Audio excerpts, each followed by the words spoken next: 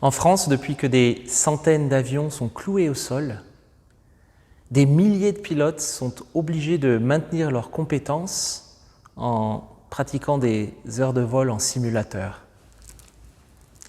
La connaissance et la pratique, qui sont finalement deux choses indissociables pour continuer à garantir la sécurité des passagers. Vous ne choisirez plus entre la théorie et la pratique. C'est la devise de l'Institut biblique de Genève, où nous sommes allés nous former en théologie avec Marilyn. Et finalement, la pratique, la connaissance sont deux valeurs également indissociables pour vivre un ministère quel qu'il soit. Dans notre marche chrétienne, la foi, notre obéissance à la parole de Dieu et sa mise en pratique dans nos vies sont trois paramètres indissociables de toute personne qui se déclare disciple de Jésus. Et c'est ce que Jésus nous rappelle dans l'évangile de Luc en nous racontant l'histoire de deux hommes qui construisent une maison. Ce que cette histoire nous apprend, c'est que l'authenticité de notre foi en Dieu se mesure par l'authenticité de notre obéissance à sa parole et de sa mise en pratique dans nos vies. J'invite à lire avec moi Luc chapitre 6, les versets 46 à 49. « Pourquoi m'appelez-vous Seigneur, Seigneur, et ne faites-vous pas ce que je dis ? Tout homme qui vient à moi entend mes paroles et les met en pratique. Je vous montrerai à qui il est semblable. Il est semblable à un homme qui bâtit une maison. Il a creusé profondément et posé le fondement sur le roc. Une inondation est venue et le torrent s'est rué contre cette maison, sans être capable de l'ébranler, parce qu'elle était bien bâtie. Mais celui qui entend et ne met pas en pratique est semblable à un homme qui a bâti une maison sur la terre sans fondement. Le torrent s'est rué contre elle. Aussitôt, elle s'est écroulée et la ruine de cette maison a été grande. » Jésus vient de terminer une série d'enseignements, notamment ce que l'on appelle les béatitudes, avec toute la série des heureux. Et la foule est là, elle suit Jésus, elle écoute Jésus, mais elle est aussi très intéressée par le côté spectaculaire des miracles de Jésus. Jésus connaît les motivations, il connaît en réalité les cœurs. Il sait que dans cette foule, certains sont davantage intéressés par les miracles de Jésus que par Jésus lui-même. Il sait que dans cette foule, certains sont capables de crier « Seigneur, Seigneur !» en ayant des vies qui témoignent tout le contraire. Et là, il veut maintenant s'adresser à deux types de personnes. Il s'adresse d'abord à ce qu'on appelle les personnes qui sont plutôt à l'aise avec le laxisme. C'est des personnes qui s'accommodent avec le péché, qui n'obéissent pas à Dieu et à sa parole, qui n'ont aucun problème à agrémenter leur vie en fonction de ce qui leur paraît finalement bon ou pas bon. Et puis on a de l'autre côté des personnes qui cultivent dans leur vie le légalisme, qui est une autre forme de péché finalement. Celui d'ajouter à la grâce de Dieu ses propres exigences ou ses propres critères de religiosité. Souvent d'ailleurs en voyant très facilement la paille chez leurs voisins plutôt que la poutre qui est dans leurs yeux. Et dans les deux cas, Jésus dit « Vous m'appelez Seigneur, Seigneur, mais pourquoi ne faites-vous pas ce que je dis ?» Jésus le rappelle, l'homme bon tire le bien du bon trésor de son cœur, et le mauvais tire le mal de son mauvais trésor, car c'est de l'abondance du cœur que la bouche parle. Verset 45. La bouche parle, mais le reste ne suit pas. Nos cœurs vont suivre et suivent inévitablement nos trésors. Nos cœurs sont influencés par nos trésors. Et l'important, c'est donc de bien choisir notre trésor. Pourquoi ? Parce que quel que soit notre trésor, quel que soit le trésor que nous choisissons, nous allons forcément passer du temps avec lui. Nous allons l'adorer, nous allons le laisser contrôler nos vies, nous allons lui laisser la première place. Et la question à se poser pour nous ce matin, quel trésor as-tu choisi de mettre comme le fondement de ta vie ? Facile, finalement, de dire « Seigneur, Seigneur », de chanter « Jésus, je te suivrai », de dire « Je suis disciple de Jésus ». Plus difficile d'avoir des vies cohérentes avec ce que nous proclamons et affirmons. Et ce que Jésus veut nous dire ici, c'est que finalement la réalité de nos vies illustre en fait la réalité du bon ou du mauvais trésor que nous avons choisi, du bon ou du mauvais trésor que nous chérissons. La Bible est claire, à cause de notre péché, nous méritons tous la mort, à cause de notre rébellion contre Dieu, à cause de notre refus de Dieu, et de notre volonté de vivre indépendamment de lui. Nous méritons et tout cela nous mène à la mort. Mais notre salut, notre espérance se trouve en Jésus. Et cette espérance-là, cette vie que nous avons en Jésus, elle est le fruit d'une grâce, d'un cadeau qui est complètement immérité. Et ce n'est donc pas nos œuvres qui nous sauvent. Et la Bible, elle est plutôt claire sur ce sujet. Paul dit aux Romains, car il n'y a pas de distinction, tous sont péchés, sont privés de la gloire de Dieu. Et nous sommes gratuitement justifiés par sa grâce, par le moyen de la rédemption qui est dans le Christ Jésus. Aux Éphésiens, Paul dira que c'est par la grâce que nous sommes sauvés, par le moyen de la foi, et il rajoutera, ce ne sont pas par nos œuvres, afin que personne ne se glorifie. Mais bien aimés, notre crainte de Dieu, notre obéissance à sa parole, nos choix, notre amour pour notre prochain, notre façon de considérer et même de vivre l'Église locale sont de bons indicateurs pour nous permettre d'évaluer l'authenticité et la compréhension de notre foi.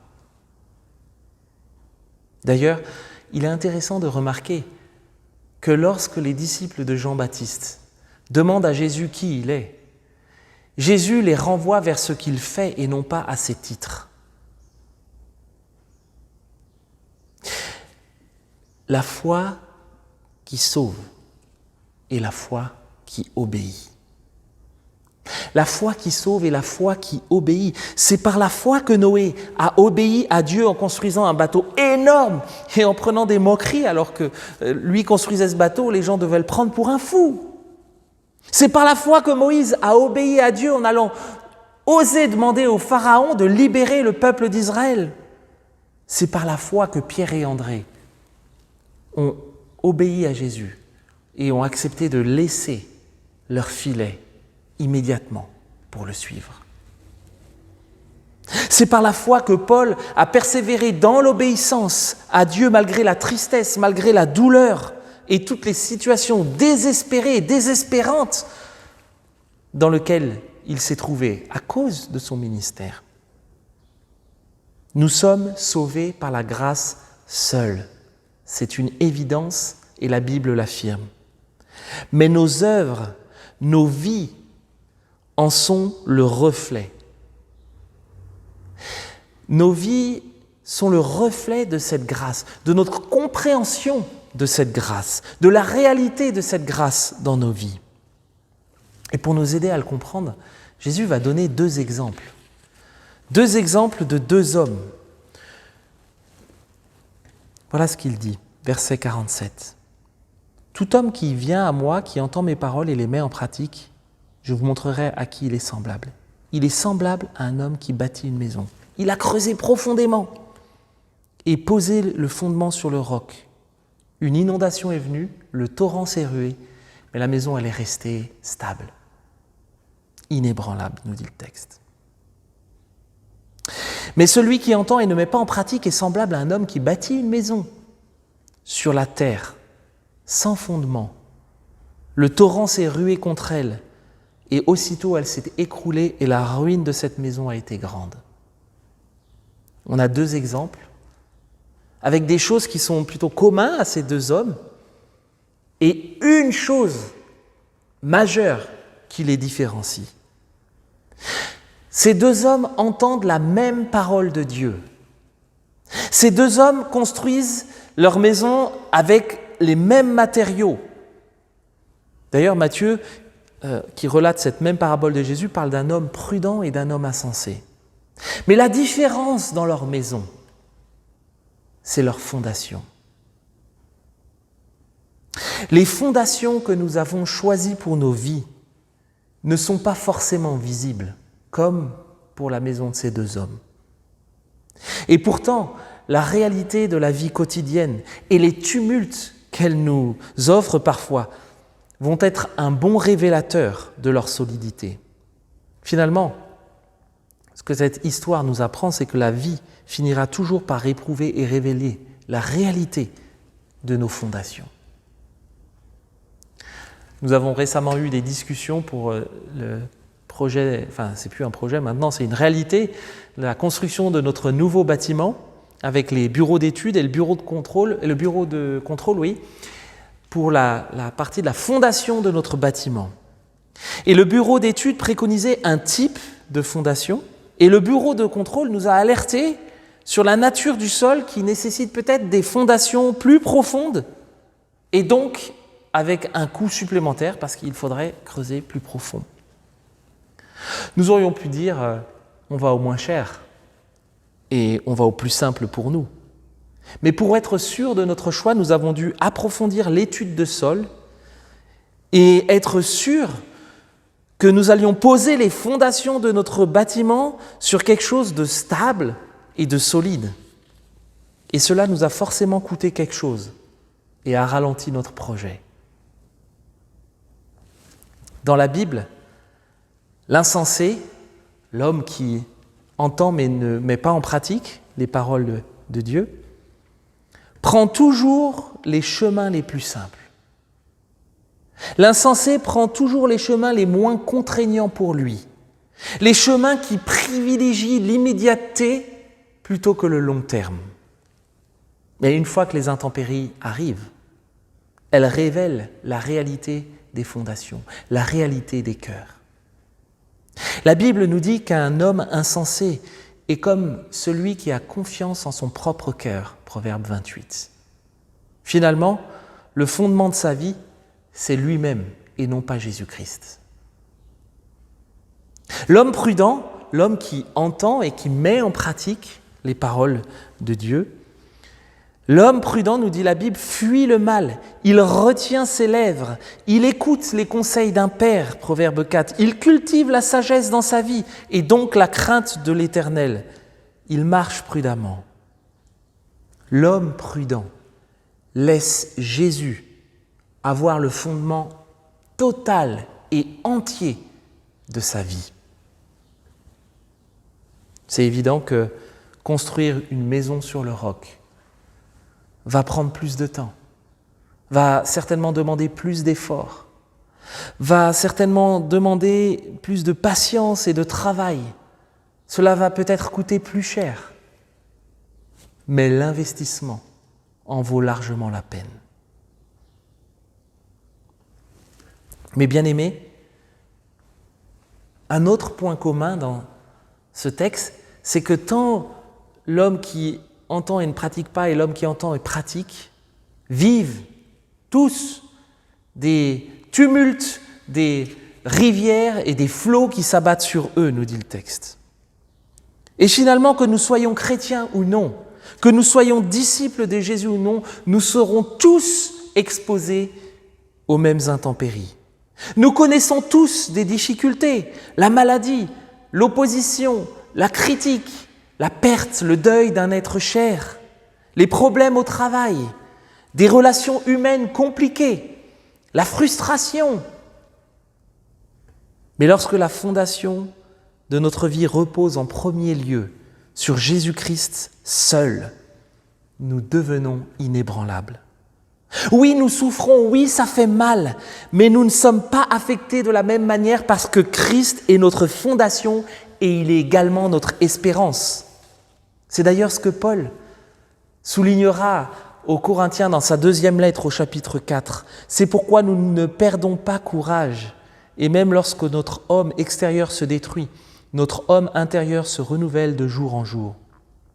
Car un moment de légère affliction produit en nous, au-delà de toute mesure, un poids éternel de gloire.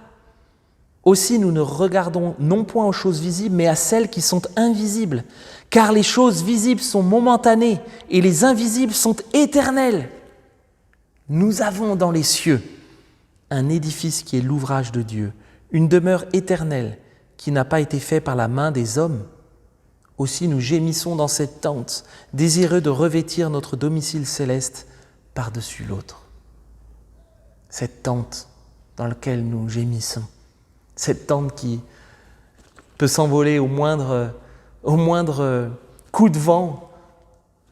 En opposition de ça, il y a cet édifice que Christ, que Dieu nous prépare, par lequel nous héritons par Jésus-Christ et que Dieu nous prépare déjà dans les cieux.